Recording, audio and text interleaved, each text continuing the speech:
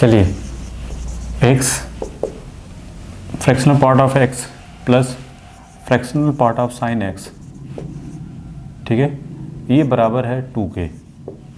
तो हमको फाइंड करना है सोल्यूशन, फाइंड आउट सोल्यूशन, ठीक है। चलो कोई दिक्कत नहीं, ठीक है। अब एक चीज़ तो फिक्स है कि कहीं पे भी फ्रैक्शनल पार्ट लिखा हो तो हमको इतना तो फिक्स है कि उसकी वैल्यू किसी किसके बीच में होती है। कहीं पे भी फ्रैक्शनल पार्ट लिखा हो तो वो किसके किसके बीच में होती है, 0 से 1 के बीच में होगी। इससे बाहर की वैल्यू तो एक्सेप्ट करेगा ही नहीं, ठीक है। पहली बात क्लियर है। इसकी मैक्सिमम वैल्यू कितनी हो सकती है, वट एवर इसके अंदर कुछ भी हो, जो भी है x है तो कोई नहीं, कोई दिक्कत नहीं, जो भी है इतना तो फिक्स है, वट एवर x हो, gx हो, px कुछ भी हो, लेकिन इतना तो फिक्स है कि वो 1 के बराबर नहीं हो सकती, 1 से कम ही होगी।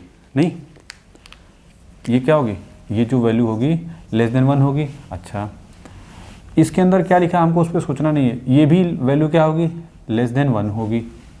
अब ये बताइए, जब ये वैल्यू लेस देन 1 है, ये भी लेस देन 1 है, मान लो 0.999 भी हो और ये भी 0.999 के करीब आ रही है, तो क्या इन दोनों को ऐड कर देंगे तो क्या 2 के बराबर मिल सकता है क्या, ये ऑलवेज लेस देन 2 मिलेगा।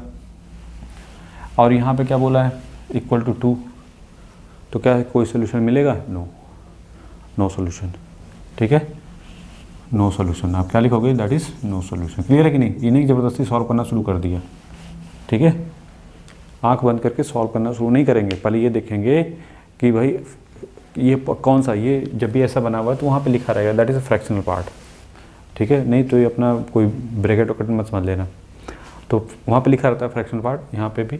तो ये अगर फ्रैक्शनल पार्ट है तो इसकी खास बात होनी चाहिए कि 0 और 1 के बीच में ही, मतलब 1 से छोटा ही रहेगा। और दूसरी बात है कि निगेटिव भी नहीं होता, पॉजिटिव वैल्यू होती है। ये 1 से छोटा होता है और 0 से बड़ा होता है, 0 के बराबर और या उससे बड़ा होगा और 1 से छोटा होगा। क्लियर है। तो निगेटिव तो देगा नहीं, तो लेकिन इतना तो फिक्स है कि ये 1 से कम ही मिलेगा, ठीक है। ये भी वैल्यू क्या होगी, कम से कम मिलेगी। तो कुछ भी कर लें तो इतना तो फिक्स है कि अगर ये वैल्यू इतनी है और इतनी, इन दोनों को ऐड कर दें तो लेस देन 2 मिलेगा, जो कि लेफ्ट राइट हैंड साइड के बराबर नहीं है, तो इससे कोई सोल्यूशन नहीं मिलेगा, ठीक है। क्लियर। चलिए नाउ नेक्स्ट क्वेश्चन देखते हैं कि यहाँ तक तो कोई डाउट नहीं।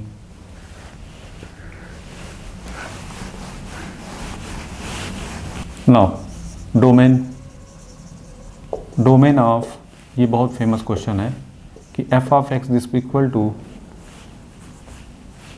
ऐसे आ गया 1/x minus integral part of x, ऐसे लिख दिया, ठीक है। हमारा टारगेट है x को देखना कि x की वैल्यू क्या होगी, ठीक है, डोमेन निकालना है। क्या करोगे, देखो सबसे पहले क्या माइंड में आता है कि जो भी फंक्शन है उसकी क्या खास बात होनी चाहिए, ये ग्रेटर देन 0 होना चाहिए, क्योंकि 1 जो भी है, हमने बोला था डोमेन का मतलब क्या होता है, x की वो वैल्यू जिसपे f ऑफ x क्या हो, डिफाइन हो। तो अब ये जो भी है अंडर रूट ऑफ जो भी फंक्शन है वो क्या होना चाहिए, ग्रेटर देन 0, ना कि इक्वल टू 0। इक्वल टू 0 नहीं होना चाहिए, इक्वल टू 0 हो जाएगा तो अनडिफाइन हो जाएगा। और ये क्या है, that is fractional part is greater than 0। यहाँ तो कोई डाउट नहीं होना चाहिए कि जो फ्रैक्शनल पार्ट है वो कैसा है, ग्रेटर देन 0। अब माइंड में आता है कि सर हमने अभी जो पढ़ा था वो तो 0 और 1 के बीच में होता है, और यहाँ पे बोला गया है कि जो फ्रैक्शनल पार्ट है, fractional part of what ever जो भी अंदर है उसके, वो ग्रेटर देन 0 है। अब दूसरे तरीके से सोचो, ठीक है, पहले बात क्लियर है कि नहीं, कि हमारा जो टारगेट है कि वो ग्रेटर देन 0 होना चाहिए, और हमने जो पढ़ा है वो तो हमने ये पढ़ा है, ठीक है। तो इसका मतलब व्हाट अबाउट, इसके अंदर क्या खास बात होनी चाहिए, इसका मतलब क्या मिसिंग है इसमें। आप कहोगे कि ये जो है किसके बराबर नहीं है, 0 के बराबर नहीं है, ठीक है।